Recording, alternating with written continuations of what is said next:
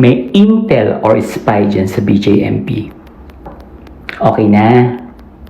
Tapos na kayo sa kwento nyo kay Ramil Madriaga. Pwedeng yung kaibigan naman yung magkwento. Galing nyo, no? Alam nyo, hindi ako nagsalita. Hindi ko talaga maglabas kayo ng mga opinion. Lalo yung mga DDS na maru-maru, bida-bida. Feeling sila yung pinakamatalino sa Pilipinas. Tapos mumurahin ka pa. Walang nakapasa sa akin. Promise.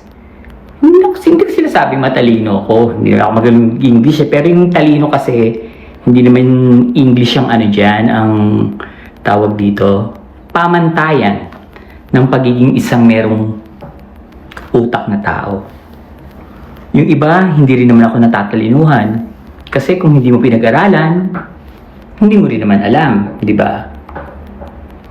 Kumbaga parang malakas lang yung memory mo. Pero pagdating sa debate or pagbibigay ng opinion, hindi pasado. Wakeme. Lalo yung sinasabi ni Eric Celis na meron daw siyang intel. Gago ka ba? Dati kang NPA intel. Oh, may nagsabi niyan. Kidnapper pero bakit intel? Si Eric Celis, NPA pero may intel. Na? Yung nasa ilong ko. Pwede na po ba ako magsalita? Pwede po bang ako naman ang magkwento tungkol kay Ramil Madriaga? Pwede po ba yung kaibigan naman? Hindi yung mga bida-bida or maru-maru? Pwede kayo maglabas ng opinion. Lahat tayo, pwede tayo maglabas ng opinion. Karapatan natin yan. Freedom of speech. English yan. Shit, ang ininyis, napapamura ako sa mga salamin ko, nakuhulog. Tagtang mo nga. Sorry po, nakapagmura tuloy ako. Pwede tayong maglabas ng opinion. Pwede freedom of speech, maglabas ka ng sarili mong opinion, pero once na naglabas ka ng sarili mong opinion, babalansihin mo, syempre, di ba? Para maniwala yung tao sa'yo, para respetuhin yung opinion mo. Minsan kasi, naglalabas tayo at nagbibigay tayo ng opinion na bias. May panlalait pa, yung mga ganon. Ako kasi kapag hindi saklaw ng utak ko, hindi ako nakikialam. Hindi ako nakikialam. Alam nila yan. Even the DDS vloggers, yung mga nakasama ko, alam nyo yan. Kayo ang tanungan ko kapag hindi ko alam. Kapag hindi saklaw ng utak ko, lalo yung mga malalalim na English na yan, hindi ko yan papansinin. Kung gusto ko mang pansinin at meron po akong interest doon sa mga post na English na malalalim na hindi ko alam at hindi ko maintindihan, mismong yung nag-post, i-message ko. Anong ibig sabihin nito? Anong ibig sabihin yan? Alam mo yan. Alam niyo yan. Alam niyong lahat yan. Kayo mga DDS vloggers. Yan ang drama ko. Hindi ako maru-maru. At once na naglabas ako ng isang post, sisiguraduhin ko sa inyo, wala kayong maibabato sa akin. Ang pagiging vlogger po, hindi yung kailangan mong magsinungaling, kailangan maging matalino ka, kailangan sabihin mo na kakilala ko sa ganito, kailangan na sabihin mo kakilala ko sa ganyan, para paniwalaan ka ng tao at tumami yung followers mo. Kaya hindi kailangan yung ang bilis-bilis mo mag-English, tapos magbobo-bobo ka, na sa totoo lang, kanina pa ako galaw ng galaw sa salamin ko, ha. Kasi siya yung pinaka-headband ko. Sorry na. Diba? Ganun yun. Pinanood ko lahat. Binasa ko yung mga... Ewan ko, ba't galit kayo kay Caramil? Bakit po galit kayo kay Ramil Madriaga? Anong ginawang masama sa inyo? Eh bakit hindi nyo hintayin magsalita at lumabas yung tao?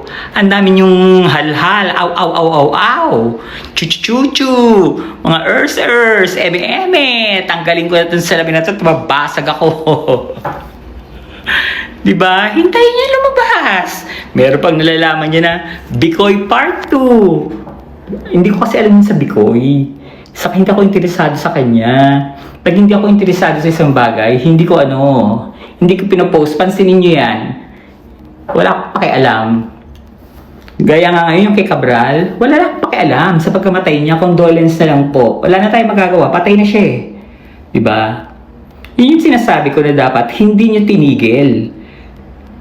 Kahit once a week, hindi niyo tinigil ang Blue Ribbon Committee. Dapat yan tinuloy-tuloy niyo yung yung investigasyon, 'di ba? Kung mali man ang gobyerno, tatalak ako. Kung may mali si Martin Romualdez, si BBM, tatalak ako. Tumalak na nga ako dati diyan eh. 'Di ba? Pero kasi maglabas kayo ng resibo. Yun naman yung gusto niyo dati, di ba? Lagi yung gusto, kailangan may resibo. Kailangan may paper trail. Kay Sara nga may resibo na. Nagsisinungaling pa.